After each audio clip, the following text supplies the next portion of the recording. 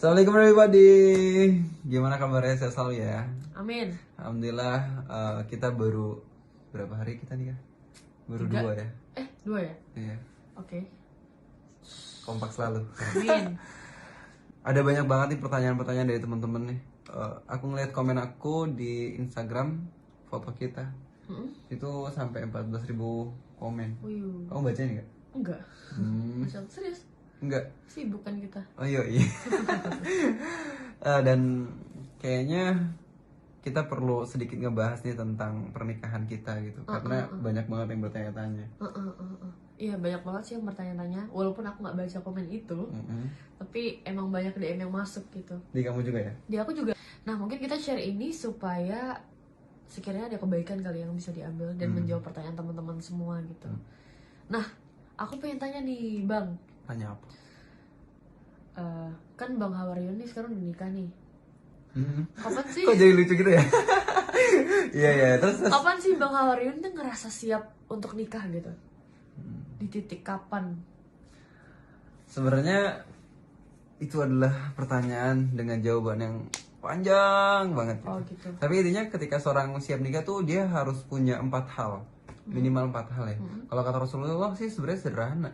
Man istata'a minkumul ba'ah falyatazawwaj. Barang siapa yang di antara kalian bisa ba'ah tuh organ reproduksinya berfungsi, maka menikahlah gitu. Tapi ada ulama lain yang menjelaskan bahwa ba'ah itu adalah segala sesuatu yang diperlukan dalam pernikahan, dan itu bukan sekedar organ reproduksinya tuh berfungsi dengan baik ya. Sedikitnya ada 4. 1, persiapan fisik. Jadi kalau anak SD gitu pengen nikah, ya, fisiknya kan belum sempurna tuh, iya belum bisa nikah ya. Terus yang kedua persiapan sakofah, persiapan ilmunya gitu, ilmunya. Yang ketiga, kalau ada anak kecil, kemudian dia walaupun ilmunya dia banyak, tapi dia masih kecil, tetap aja dia belum masuk untuk nikah. Jadi secara umur dia matang, secara ilmu juga dia harus matang, terus kemudian secara emosional. Nambah masalah, nambah beban. Nambah masalah, nambah beban, dan itu kita harus arungin sampai kita tua. Oke, sampai meninggal. Saya meninggal. Nah, itu tuh beban kan, sendiri aja beban, terus kemudian kita harus bawa orang lain. Walaupun aku nggak nganggap kamu beban ya. Aku nganggap kamu anugerah. Udah. Lanjut. Dan kita harus bawa beban lain selama 35 tahun ke depan sampai kita tua, sampai kita mati. Oke. Makanya butuh kecerdasan emosional itu. Kecerdasan emosional dan ngelewati masa-masa. Mungkin di awal kita masih belum ngerti satu sama lain ya, belum tahu karakter asli segala macam, masih enjoy aja. Tapi di pertengahan, terus kemudian di akhir, bahkan sampai ada jokes gitu kan. Untuk para jomblo yang belum menikah, segeralah menikah gitu. Yang sudah menikah, bersabarlah gitu. Ya kalau udah bersabar apa Sat? Tingkatkan kesabaranmu. Itu kayak seolah-olah pernikahan tuh horor banget gitu. Iya. Terus yang keempat itu persiapan finansial. Pada saat aku datang ke Ustadz Felix, aku menganggap Ustadz Felix tuh sebagai guru aku lah gitu, lebih dari sekedar guru bahkan. Maka aku percayain sama Ustadz Felix nih yang bisa nilai aku tuh udah siap apa enggak. Ustadz Felix bilang waktu itu pernah, aku bilang ke Ustadz Felix, Ustadz kenapa Ustadz setahun yang lalu ya, aku bilang ke Ustadz Felix, Ustadz aku pengen nikah, enggak kamu belum siap. Ustadz aku pengen nikah, enggak kamu belum siap. Ustadz aku pengen nikah, enggak kamu belum siap. Itu mohon maaf, agak ngebet ya. Gitu. 3 kali loh. Enggak, maksudnya pertanyaan yang sama tapi diulang di waktu yang berbeda. Oke.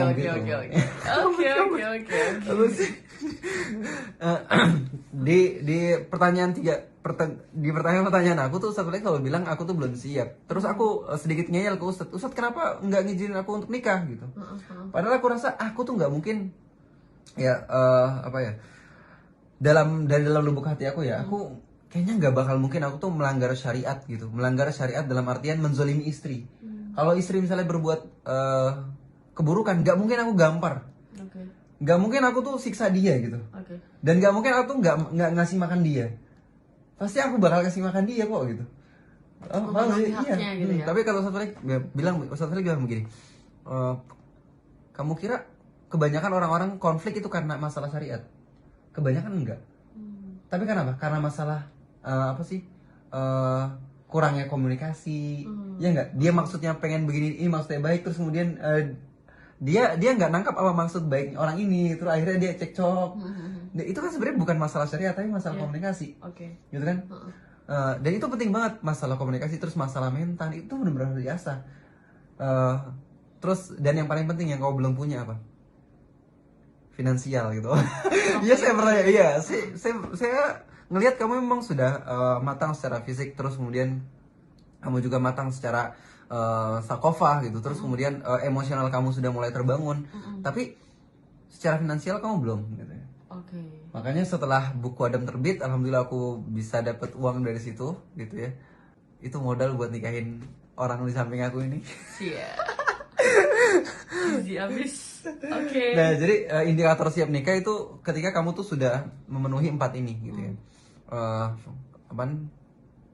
Kedewasaan, maksudnya secara umur, terus kemudian secara sakofah, secara emosional, kemudian secara finansial. Walaupun finansial ini nggak harus kamu tuh harus punya rumah dulu, nggak harus punya pekerjaan tetap dulu gitu ya.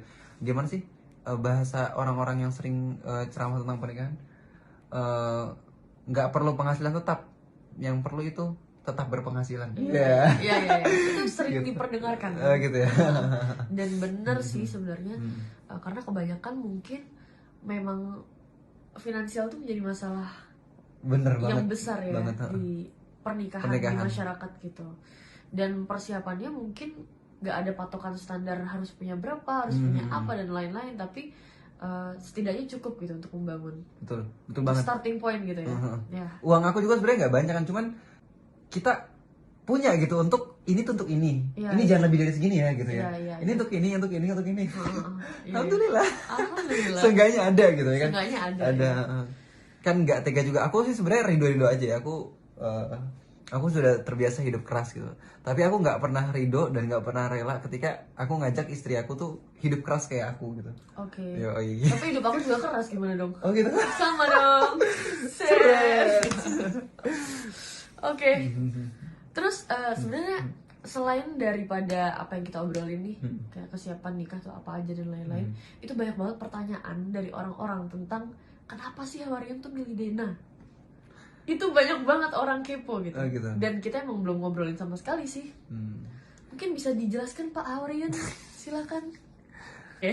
Dan yang paling penting kata Mas Hawarian ini adalah dulunya yang paling penting itu adalah visi. Ketika kita sudah menetapkan satu visi satu sama lain, menikah karena visi, dan visi itu tuh untuk Allah, insya Allah cinta itu akan datang dari Allah gitu. Dan mungkin pernikahan itu akan lebih long last karena ada satu tujuan yang kita capai. Dan kalau Muslim itu tujuannya kan gak cuma di dunia gitu, tapi sampai ke akhirat. Begitu kata kamu. Iya, itu kata aku. Sudah terjawab. Dan Allah kasih kita perasaan. Perasaan itu sifatnya fluktuatif, berubah-ubah gitu. Kalau kita misalnya nikahin seseorang itu karena perasaan kita suka sama wajahnya, walaupun itu boleh ya.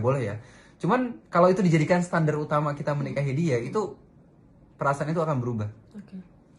Terus kalau kita nikahin dia karena harta, tentunya harta berapa banyak kita lihat orang-orang yang punya duit harta banyak cuman dia bercerai. Iya kan? Itu tidak menjamin kelanggengan dia gitu. Popularitas juga itu akan hilang kan. Aku juga sebenarnya nggak yakin nih Instagram aku nih akan bertahan 5 sampai 10 tahun ke depan gitu. Karena orang-orang yang hits di Aks FM dulu itu nggak hits di Instagram. Orang-orang yang belum tentu hits. Sorry. Orang-orang yang hits di Twitter belum tentu hits juga di Instagram. Jadi mungkin ketika media sosial bergeser, aku juga nggak bisa terkenal lagi. Dan kalau itu menjadikan satu-satunya tolak ukur kita menikahi dia, ketika jabatannya atau popularitasnya hilang, kita hilang juga dong cintanya. Ya kan? Maka harus ada sesuatu yang lebih dari itu. Yaitu menurut aku sih ya, kesamaan visi. Dan itu aku temuin sama orang di sebelahku ini. Kesamaan visi. Gimana? Apa sih yang pengen kita lakuin setelah pernikahan? Bukan pernikahannya itu, gimana? Jadi ya, bukan hari H, tapi hari setelah hari H. Makanya pada saat ta'aruf sama kamu kan aku bilang, gimana kalau plannya kita nanti ngelakuin ini, mau nggak diarahin sama ini gitu kan? Gitu kan? Kita sebelum memantapkan untuk nikah, pas ta'aruf juga kita udah nyusun skema dakwah ya. Skema dakwah. Tapi itu ketika kita udah yakin sama satu sama lain sih. Jadi yakin dulu, terus menentukan skema dakwah, makin yakin, udah. Nikah deh, apa sih? Jadi kenapa aku nikahin Dena? Karena aku ngerasa aku punya partner yang satu visi sama aku, dan Dena juga punya sesuatu yang gak aku punya. Beda banget karakter kita, serius. Iya. Iya kan? Iya. Beda, dan aku rasain itu sih. Iya, sama. Dan pas taruh aku ngerasa, dia bisa banget ngelengkapin kekurangan aku gitu. Sama sih. Sama ya. Pas. Kebanyakan tosnya kita. Oke, itu aja jawabannya. Iya, karena visi gitu. Karena sesuatu yang fisikal itu nggak lebih penting dibandingkan sesuatu yang non fisik. Oke. Apa tuh fisikal tuh seperti apa dan non fisik tuh seperti apa? Mungkin nggak kebayang gitu di orang-orang. Oh, gimana ya jelasinnya ya? Dulu aku pernah ke Turki, teman-teman. Cie, kamu juga pernah kan? Iya, di Turki tuh masjidnya besar-besar gitu. Ya jelas ya, Turki itu kan bekas kehilafahan Islam yang terakhir. Jadi peradabannya luar biasa, masjidnya besar-besar. Dan yang aku sedih tuh ketika aku masuk ke dalamnya, itu yang datang tuh sebaris, 2 baris gitu. Padahal masjidnya indah banget, karpetnya luar biasa, terus lampu-lampunya bercahaya indah banget lah pokoknya. Tapi orang yang ngisi di dalamnya tuh sedikit gitu. Padahal fisiknya bagus gitu. Ya enggak?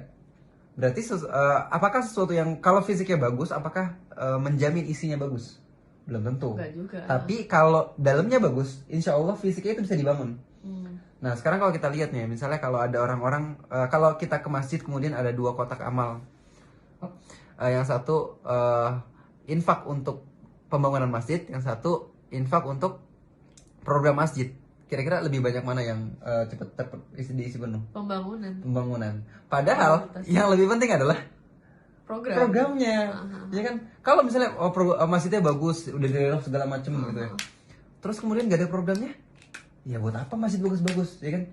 Tapi misalnya kalau programnya jalan, aktivitasnya banyak di situ, anak muda pada nongkrong di situ, kemudian anak-anak juga pada main di situ, ada TPA-nya, ada taklimnya banyak gitu.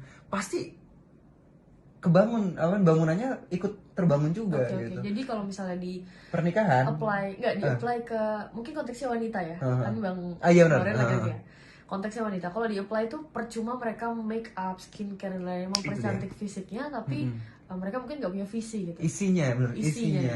Kalau di dalam Al-Quran Allah bilang kan, fankihu ma tobalakum minan nisa. Jadi kalau dalam bahasa Arab ma itu artinya apa? Kalau man itu artinya siapa? Jadi fankihu ma, Allah bilang fankihu ma, bukan fankihu man. Nikahilah apa gitu, bukan nikahilah siapa. Jadi nikahilah apa yang ada dalam diri dia bisa apa, dia punya apa visi dia gitu. Bukan siapa dia, seperti apa bentuknya, wajahnya seperti apa, matanya seperti apa, hidungnya seperti apa, seksi enggak gitu, bukan itu. Yang Allah suruh ke kita tuh untuk memperhatikan apa yang ada pada diri dia. Siap. Inner, ya kan? Inner.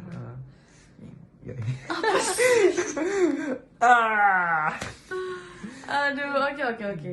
Ya, paham. Jadi ketika orang itu sudah bisa menentukan visinya, mau seperti apapun rupanya, ada inner beauty yang bisa betul. Gitu ya, muncul gitu ya. Ya, I got it. Ya, udah, itu aja. Itu udah menjawab semua sih. Udah jawab semua. Masa aku ulang sih intinya kenapa aku milih dia karena cewek sebelah aku ini. Apaan sih? Karena cewek sebelah aku ini dia punya kesamaan visi sama aku dan dia punya karakter yang bisa nutupin kekurangan aku gitu. Sip. Semoga ini bisa menjawab pertanyaan teman-teman ya. Karena ini kepoin banget sama orang-orang. Oke deh. Tunggu. Apa? Netizen juga penasaran kali. Kenapa kamu mau nerima aku? Oke, aku jawab di IG ku ya. Jawab di IG ku ya. Oke, yang pengen tahu jawabannya Dena kenapa mau nerima aku ini yang apa ya? Kaku ini gitu ya. Oke. Bisa dilihat nanti ya? Iya, bisa dilihat nanti di IG-nya Hawa. Hawa lagi.